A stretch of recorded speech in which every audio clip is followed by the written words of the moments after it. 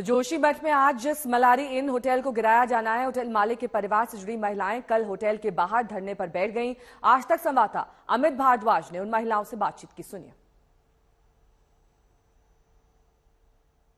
जोशीमठ के जिन 2 होटल से ध्वस्तीकरण की कार्रवाई शुरू की जानी थी, उसी में से एक मलारी इन होटल के गेट पर दरवाजे पर इस वक्त आपको 1 दर्जन से ज्यादा महिलाएं दिखाई देंगी। इन्होंने रास्ता रोक लिया है ताकि कोई भी प्रशासन का अधिकारी या एसडीआरएफ का अधिकारी अंदर ना जा सके और ध्वस्तीकरण की कार्रवाई को आगे ना बढ़ा सके। अम्मा, नाम क्या है आपका? आप मलारी इन वाले परिवार से हैं ना? जी, कल्पेश्वरी राणा मेरा नाम है। तो इतनी ठंड में क्यों बैठे हुए हैं, वो भी इतनी असुरक्षित बिल्डिंग के बाहर आप लोग? क्या करे बेटा, सरकार तो सुन नहीं रही हमारे। हम बैठे नहीं तो क्या करे, हमारी मांगे पूरी कर दे वो, हम उड़ जाएंगे। लेकिन आज पूरे दिन अधिकारियों से आप लोगों की बातचीत होती रही, किस बात से नाराज है? जो बात उन्होंने कही उसमें हम सहमत नहीं है, इसलिए मैं अपने होटल नहीं तोड़ने दे रही। बस मैं मर जाऊंगी यही, बस वही बात है। क्या बात कही उन्होंने? उन्होंने कुछ खाली ऐसी नहीं दिया जो हमको चाहिए, जितना हमारा नुकसान हो रखा वो उसकी भरपाई नहीं कर रहे, वो सहमत नहीं है उतने देने में। तो अब मैं वो सहमत नहीं हूँ कि मेरे होटल तोड़, मेरा पूरा वो करो तुम। कंपनसेशन की घोषणा की, आपको बताया कि कितना कंपनसेशन मिलना है?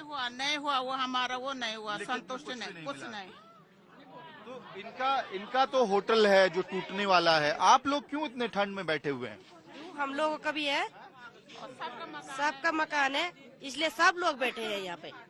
सबका मकान टूटे। कब तक बैठेंगे ऐसे इतनी ठंड में? अभी 2 डिग्री हो गया है, रात में 0 हो जाएगा। होने दो, कुछ भी हमारे पहले उतना हमारी वो करो, जितना हमारा मुआवजा पूरा दो तभी होगा, नहीं तो नहीं। यहीं बैठे रहेंगे। यहीं बैठे रहेंगे? हाँ, यहीं बैठे रहेंगे। आज आप लोग अभी घर में बच्चे होंगे जो परेशान हो रहे होंगे, यहाँ सड़क पे इस तरह से बैठे हैं, बिल्डिंग ये असुरक्षित बिल्डिंग है, उसी के बाहर बैठे हैं। हाँ, इसी के बाहर बैठेंगे हम, आज धरना में बैठेंगे हम पूरी रात। हाँ, पूरी रात बैठेंगे हम धरने में। जब हमारे मांगे पूरे होंगे तभी उठेंगे हम यहाँ से। तो इस तरह से इतने ठंड में पूरी रात यहाँ बाहर में बैठने से क्या मिलेगा आप लोगों को? क्या मिलेगा, इनका मन्नत पूरा होना चाहिए, मुआवजा दे दो पूरा जितना होता है, बस उड़ जाएंगे। तो मलारी इनका है, इनको मुआवजा मिल जाए तो आप लोग निकल जाए। अपने परवाना न दे मेरे परिवार की।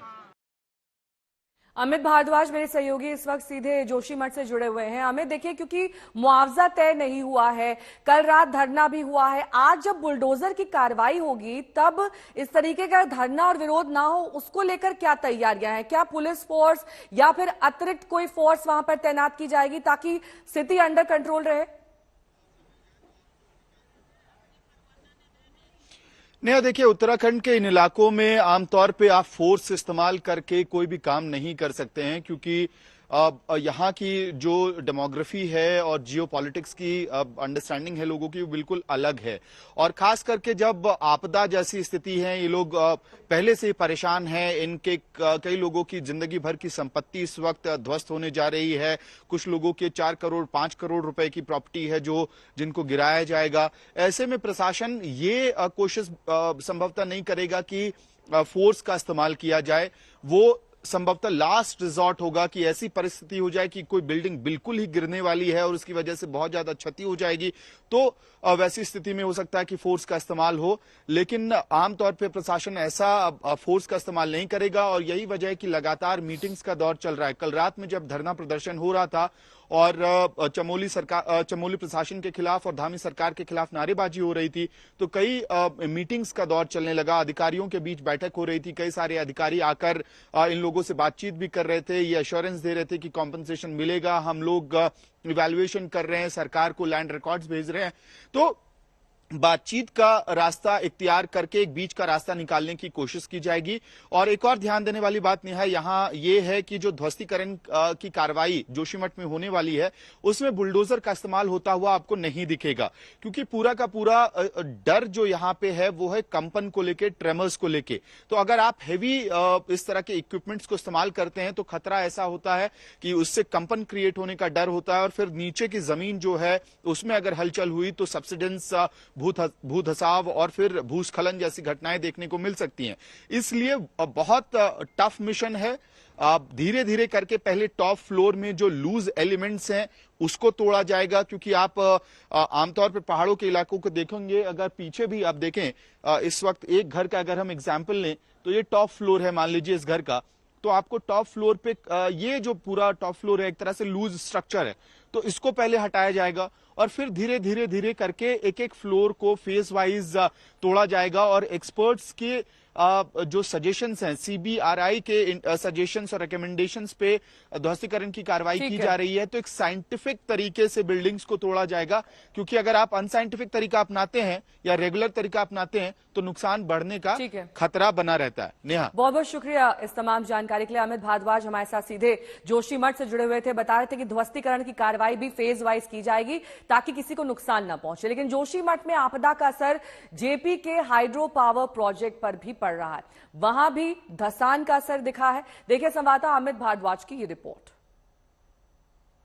उत्तराखंड के जोशीमठ में हो रही त्रासदी ने अपने चपेट में घरों को ले लिया है, होटल्स को ले लिया है, तो बद्रीनाथ हाईवे में जगह जगह क्रैक्स आ गई हैं। लेकिन इस त्रासदी का असर इस तरह के जेपी के हाइड्रो पावर प्रोजेक्ट्स पर भी देखने को मिल रहा है। आप देख सकते हैं आज तक के विजुअल्स में किस तरह से जो भारी भरकम प्रोटेक्शन वॉल बनाया गया था जेपी के हाइड्रो पावर प्रोजेक्ट को प्रोटेक्ट करने के लिए, उसके कंपाउंड को प्रोटेक्ट करने के लिए, वो एक तरह से टूटकर धराशाही हो गया और बड़े बड़े चट्टान, बोल्डर्स इस्तेमाल किए गए थे इस प्रोटेक्शन वॉल को खड़ा करने के लिए, वो सब कुछ जमींदोज हो गया है और हालात ऐसे हो गए हैं कि अब इस पूरी दीवार को रिपेयर करने की जरूरत पड़ रही है। हमें बताया जा रहा है कि असल में ये पूरी कहानी उत्तराखंड के जोशीमठ में और ये जेपी का प्रोजेक्ट विष्णु प्रयाग में लोकेटेड है। यहां पर 2 जनवरी 3 जनवरी के बीच में हालात तब बदले जब एक स्ट्रीम जो इस कंपाउंड से होकर गुजरती है उसमें पानी का प्रवाह, जो धारा है, वो अचानक से गंदा हो गया और हर सेकंड में पानी बहुत तेज रफ्तार से बाहर आना शुरू हो गया और उसके बाद से ही तबाही का मंजर यहां जेपी के इस प्रोजेक्ट में देखने को मिल रहा है और जोशीमठ में भी देखने को मिल रहा है। आज तक के पास वो एक्सक्लूसिव विजुअल्स हैं इस जेपी के कंपाउंड के, जिसमें स्पष्ट रूप से दिख रहा है कि नुकसान सिर्फ जो प्रोटेक्शन वॉल है उसको नहीं हुआ है, बल्कि नुकसान इस प्रोजेक्ट के इंटीरियर्स में भी हुआ है। साफ साफ उन एक्सक्लूसिव विजुअल्स में हमें दिख रहा है। इसके साथ साथ अगर आप इस कंपाउंड का जो अप्रोच रोड है उसको देखेंगे तो अप्रोच रोड भी, उसमें भी भारी नुकसान हुआ है। जगह जगह से ये अप्रोच रोड टूट चुकी है, दरारें जो हैं वो धीरे धीरे बढ़ती जा रही हैं। और देखिए जिस तरह से जोशीमठ के शहर में सड़क पर जो दरारें आई थी वो हर बीते दिन के साथ बढ़ती जा रही थी, वही हालात आपको जेपी के भी प्रोजेक्ट में दिखाई देगा। यहां दरार इतनी गहरी हो गई है कि मेरी पूरी हथेली नीचे जा रही है। कुल मिलाकर नुकसान न केवल जोशीमठ के शहर में हुआ है बल्कि जेपी के हाइड्रो पावर प्रोजेक्ट में भी हुआ है, जो शहर से दूर विष्णु प्रयाग में है।